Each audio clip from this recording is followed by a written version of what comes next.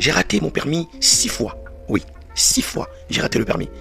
À la 5e fois, il fallait tout recommencer à zéro. Je suis un homme très persévérant. J'ai recommencé mon code et j'ai eu mon code. Je passe le permis la 6e fois. Je rate encore. Et là, ça commence à devenir sérieux.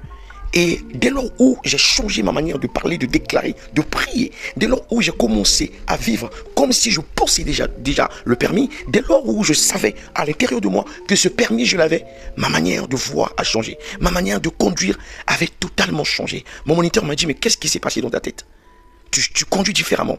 Mon moniteur a remarqué que je conduisais comme un ancien conducteur, comme si j'avais déjà le permis.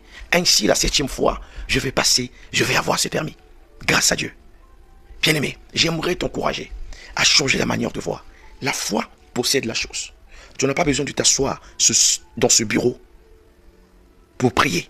Tu peux déjà prier et imaginer que tu es déjà dans ce bureau, tu es assis, tu es en train de travailler. Tu n'as pas besoin d'avoir l'alliance pour commencer à proclamer que tu es marié. Tu peux déjà visualiser l'alliance sur ton doigt et vivre comme un marié, vivre comme une mariée. Tu n'as pas besoin de voir le diagnostic changer. Tu peux déjà vivre comme si cette maladie a disparu dans ton corps. La foi appelle des choses qui n'existaient pas comme si elles existaient déjà. La foi possède la chose avant même de l'avoir vue. La foi vit comme si tu as déjà cette chose. Je ne sais pas ce que tu attends.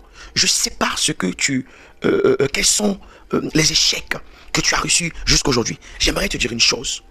Tout est possible à celui qui croit. Tout est possible à Dieu. Change ta manière de voir. Change ta manière de percevoir. Possède cette chose.